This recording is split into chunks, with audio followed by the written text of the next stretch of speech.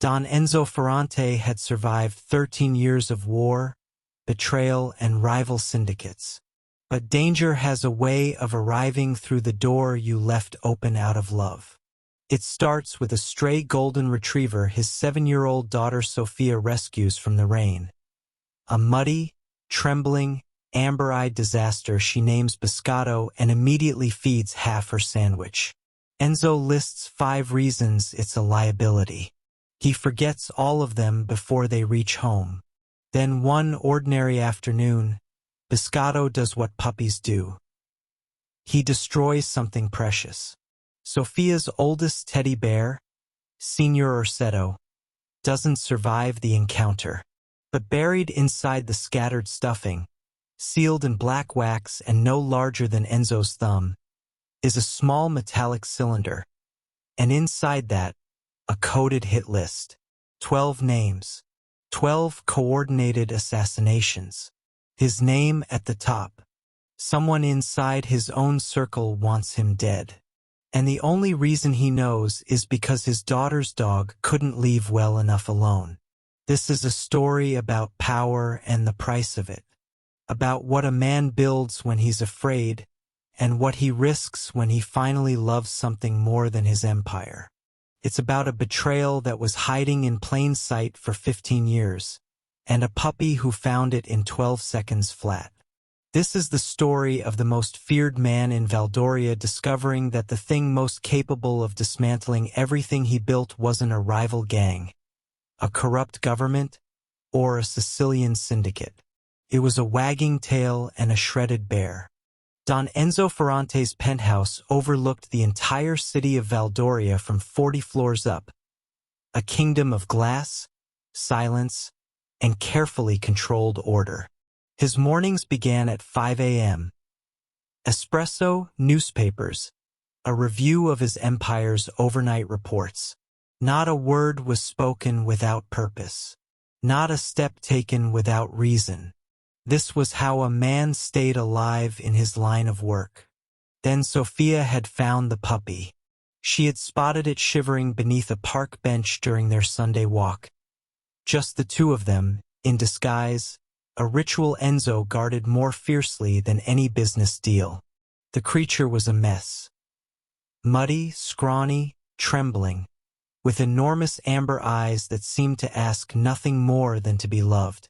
Before Enzo could say a single word, Sofia had scooped the puppy into her arms and looked up at her father with an expression that had, over 7 years, become the one force in the world that could actually make him powerless. "Papa, he needs us." Enzo had told himself it was a security risk, a distraction, a liability. He had listed 5 reasons against it during the car ride home and had forgotten every single one of them by the time Sofia named the dog Biscotto and fed him a piece of her sandwich. Now, 3 weeks later, the puppy had chewed 2 of Enzo's imported leather shoes, unraveled an antique rug his mother had brought from Naples, and somehow managed to drag a silk curtain halfway across the living room. Enzo's head of security, a former soldier named Caruso, had begun wearing an expression of barely suppressed terror every time the dog appeared. The other guards had started slipping Biscotto treats when they thought no one was watching. Enzo watched the chaos from behind his newspaper and said nothing. He was not a man who admitted to enjoying things. But on quiet evenings, when Sofia chased the puppy across the rug and her laughter filled the apartment like light through a cracked door, he set the newspaper down and let himself watch. He had spent 23 years building walls. It was becoming increasingly clear that a 12-week-old golden retriever had no respect for masonry. The bear had been Sofia's since infancy. A honey-brown plush with a red bow around its neck and one button "I slightly ask you," giving it a permanent look of cheerful bewilderment. Its name, according to Sofia, was Signor Orsetto. It had survived 7 years of bedtime, travels, fevers, and 1 catastrophic washing machine incident. It had not survived Biscotto, Enzo was in his study reviewing shipping manifests, the legitimate ones that formed the public face of Ferrante imports, when he heard Sofia's shriek from across the apartment. His hand was on the concealed drawer beneath his desk before his mind had consciously registered the sound. Then he heard her laughing, and he released the breath he hadn't known he was holding. He found her in the living room, standing amid a blizzard of white stuffing. Biscotto sat in the center of the destruction, tail wagging furiously, what remained of Signor Orsetto dangling from his mouth like a trophy. Sofia was laughing so hard she had to hold her stomach. Biscotto, no. Papa. He ate Signor Orsetto. Enzo crossed the room in measured strides, crouching to retrieve what was left of the bear. He was already calculating how to replace it, the exact model sourced quickly before bedtime, when he felt something hard and cylindrical inside the remaining stuffing. His fingers found it before his eyes did. A small metallic cylinder, sealed with black wax, no larger than his thumb. He stood slowly, keeping his expression neutral. Years of practice. Go wash your hands before dinner, Sofia, and take the dog. She obliged, still giggling, tugging Biscotto by his collar. The moment the door clicked shut, Enzo broke the wax seal with his thumbnail. Inside was a tightly rolled strip of rice paper, covered in a cipher he recognized immediately. The Vitali code, a private encryption system used exclusively within his inner circle. His eyes moved down the list. 12 names. 12 hits, timed and coordinated. His name was at the top. The date of his own scheduled assassination was 2 weeks away. Enzo did not sleep that night. He sat in his study with the decoded list in front of him and dismantled 23 years of loyalty, name by name. The cipher had taken him 40 minutes to crack. He had designed elements of it himself years ago as a young lieutenant under the previous dawn. Whoever had used it was someone old enough to remember its construction. That narrowed the field considerably. Marco Vitali, his second in command, his childhood friend, the man who had stood as godfather at Sofia's christening. The evidence, once Enzo began looking for it with cold and clinical precision, was everywhere, hidden in plain sight the way the best betrayals always were. Discrepancies in shipment records he had trusted Marco to oversee. A private account registered under a shell company in Malta. Meetings that Marco had logged as routine collections but that, cross-referenced with the rival Sicilian syndicate's known movements, aligned with startling precision. The Sicilians had been patient.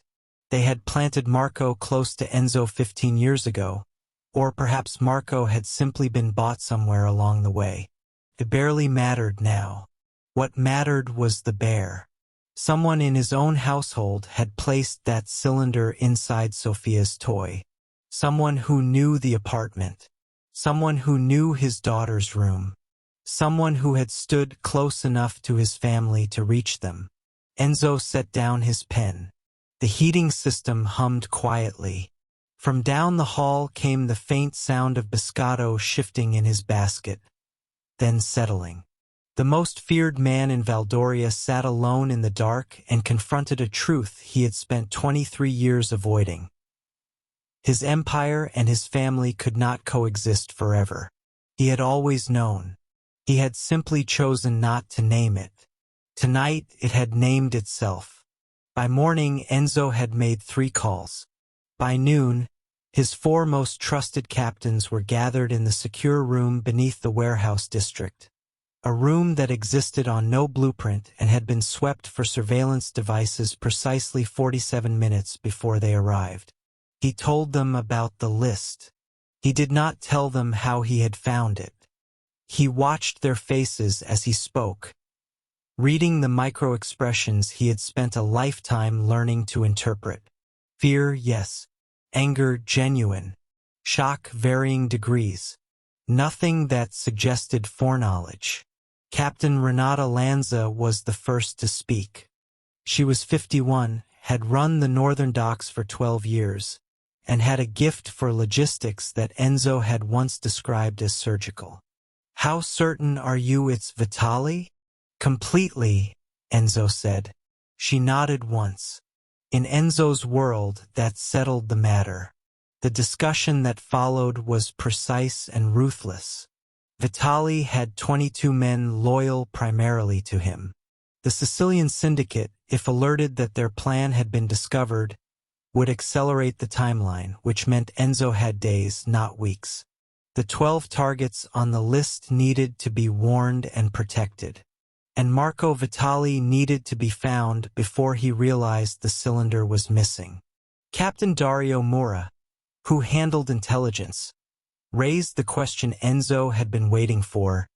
"How was the message delivered?" "Into your household." "I'm handling that separately," Enzo said, in a tone that ended the inquiry. The meeting concluded in under 2 hours. Plans were set. Men were deployed. The machinery of Enzo's empire, vast and practiced, began to move. Driving back through the city, Enzo watched Valdoria pass beyond the tinted glass. The markets, the children in school uniforms, the old men playing chess in the piazza, and felt something he hadn't felt in years. Not fear. Something older and quieter than fear. He felt the weight of what he had built and what it had cost. The mole in the household was found on the 3rd day. A junior housekeeper named Paolo, 24 years old, in debt to a loan shark connected to the Sicilian network, recruited 6 months earlier by an intermediary he had never even known was working for Marco. The boy had placed the cylinder inside Signor Orsetto's seam during a routine bedroom clean, not knowing what it contained, believing he was delivering a private note between business partners. Paolo broke within 20 minutes of being questioned. He was not a dangerous man. He was a frightened one, which in Enzo's experience was a far more common thing. Enzo sat across from him in a bare room and listened to everything he said. Then he made a decision that surprised even Caruso, who had stood beside him for 14 years. He let the boy go. "He's more useful to us breathing," Enzo said flatly, when Caruso's eyebrow rose. "He reports back that everything is normal. Vitali hears nothing has changed. We gain another 72 hours. It was the correct tactical decision. It was also, though Enzo did not say so, influenced by the fact that Paolo was barely older than some of the kids he had seen Sofia laugh with in the park, and had, by all accounts, been as terrified by the whole business as anyone in the city had a right to be. That evening, he sat on the kitchen floor with Sofia and helped her fashion a makeshift cast for Signor Orsetto out of bandages and tape, reconstructing what Biscotto had demolished with the solemnity of a surgical team. Biscotto watched from a respectful distance, having apparently assessed the mood correctly for once. "Will Signor Orsetto be okay?" Sofia asked. "He will be better than before," Enzo said. "Sometimes things have to come apart before they can be fixed properly." Sofia considered this, then nodded, apparently satisfied. She was 7. She believed him completely. He hoped, in the dark part of himself that he rarely visited, that she was right. Marco Vitali had the face of a man who had once been handsome and had quietly bargained it away for other things. He was 56, broad-shouldered, silver at the temples, and possessed of a warmth that had always seemed entirely genuine, which Enzo now understood was precisely what had made him so effective. They met at the place they had always met for difficult conversations, a private dining room above the Osteria della Luna, where the owner had been Enzo's godmother's cousin, and the wine was Barolo and the understanding was absolute. No phones. No staff within earshot. Enzo had not told Marco he knew. He had called the meeting on the pretext of a complication with the northern routes, a plausible fiction, ordinary enough to be uninspiring. Marco arrived 7 minutes early, which was his habit, and poured himself a glass without waiting, which was also his habit. They talked about business for 20 minutes. Enzo was, he had always been told, an excellent liar. The irony of the compliment had never been lost on him. Then he slid the decoded list across the table. Marco looked at it for a long moment. Something moved through his expression, not guilt, exactly. Something more like relief, which told Enzo everything he needed to know about how long Marco had been carrying this. How? Marco asked. My daughter's dog ate her teddy bear. Marco stared at him. Then, astonishingly, he laughed. A short, broken sound. Of course. The conversation that followed was the most honest they had shared in perhaps a decade. Marco had been bought, not recently but slowly, incrementally, over years of small compromises that had accumulated into something irreversible. He had told himself at each step that he was protecting what he could, managing what was inevitable. He had believed it, too, until he hadn't. Enzo listened without speaking. When Marco finished, the silence between them was long. You put them at risk, Enzo said finally, quietly. Sofia, her mother. You put a weapon inside my daughter's room. Marco had no answer for that. He didn't try to give one. Enzo stood. He did not call for Caruso. He did not reach for the gun he was wearing. He looked at the man who had been, once, the closest thing he had to a brother. You have until sunrise to leave Valdoria, he said. After that, I cannot protect you from my own people. It was not mercy. It was the memory of 30 years, set against the weight of everything else, and found, by the narrowest of margins, to still mean something. Marco left. Enzo sat alone and finished his wine. The Sicilian syndicate, upon learning that Marco had failed to deliver and had subsequently vanished, did exactly what Enzo had predicted. They accelerated.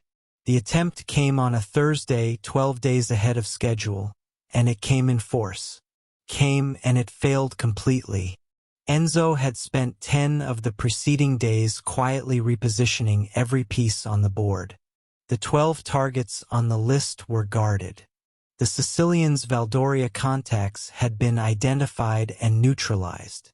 2 of Marco's former lieutenants, offered a choice between loyalty to a dead cause and continued employment under Enzo, had made the rational decision and provided detailed intelligence on the incoming operation. The night itself lasted 4 hours. By dawn, the Sicilian advance team had been removed from the equation, their leadership in disarray, and their operation in Valdoria comprehensively dismantled. Enzo had not fired a single shot himself. He had spent the night in the secure room beneath the warehouse, tracking events through encrypted channels, giving instructions with the measured calm of a man playing chess. Caruso appeared at 5:47 a.m. with a cup of espresso and a single nod. It was done. The city of Valdoria woke to an ordinary Friday morning. The markets opened. Children walked to school. The old men appeared at the piazza with their chessboard. Nothing in the headlines. Nothing out of the ordinary. Enzo had spent 23 years ensuring that his world remained invisible to the world above it.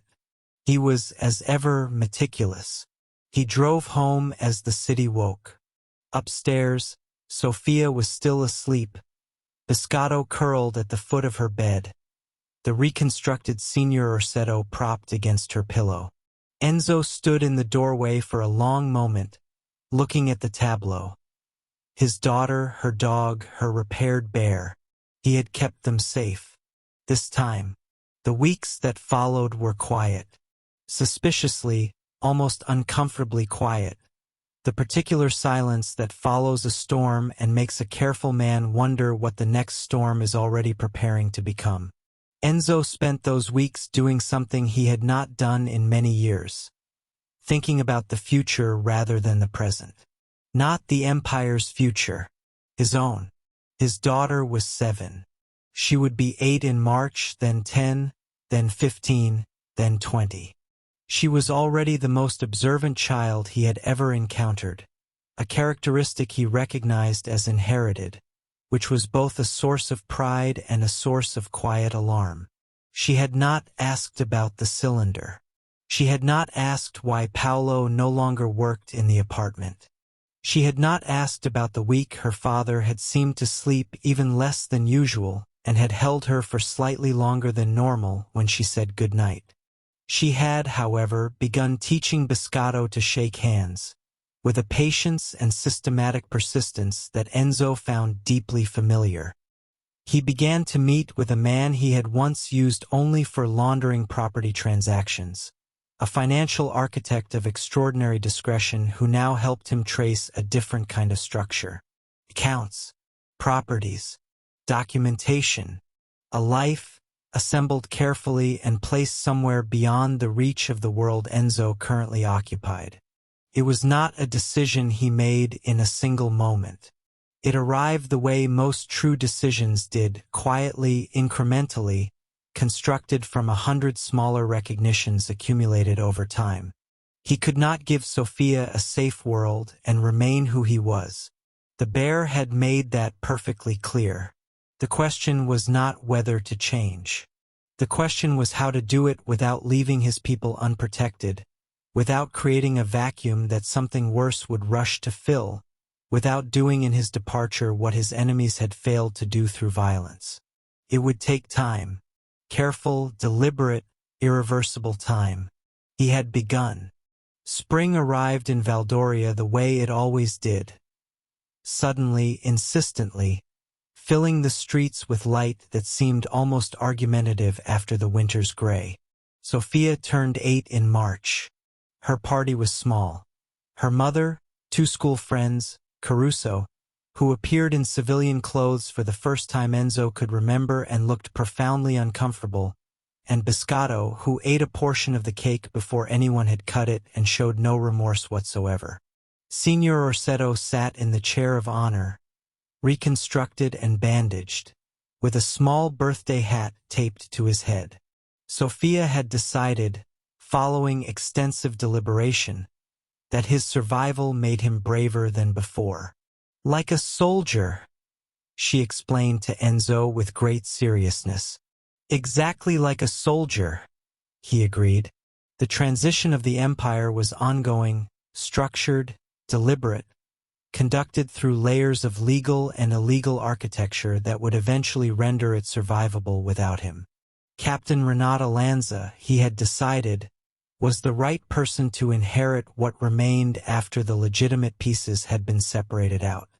She was pragmatic, respected, and possessed of a moral compass that, while calibrated differently from most people's, was at least consistent. The new life was taking shape. Not a dramatic disappearance. Those rarely worked and invariably invited pursuit. Something quieter. A gradual reorientation, like a ship changing course across open water, degree by degree, until the old heading was simply no longer relevant. On a Sunday afternoon in April, Enzo walked in the park with Sofia and Biscotto. No disguise this time, just a father and a daughter and a dog who was absolutely convinced that every pigeon in the city was personally challenging him. Sofia ran ahead, laughing, calling instructions back to Biscotto, who was ignoring all of them in favor of his own agenda. Enzo walked at his own pace and let the sun fall across his face. He had spent 23 years being the most feared man in Valdoria. He had spent 7 years being Sofia's father. He knew now which one had made him into something he could actually recognize when he stood in front of a mirror. Biscotto caught a pigeon feather, just a feather, the bird long since departed at considerable speed, and brought it back to Sofia with the pride of a conqueror. She accepted it with appropriate ceremony. Enzo watched and did not bother to hide that he was smiling. The most dangerous man in the city was making his exit. Not with a war, not with fire, with a bandaged teddy bear, a golden retriever, and a small girl who believed, with complete and absolute conviction, that broken things could always be put back together. He was beginning, at last, to believe she might be right. Thank you for listening. Please like and subscribe so I can keep bringing you stories like this. Goodbye.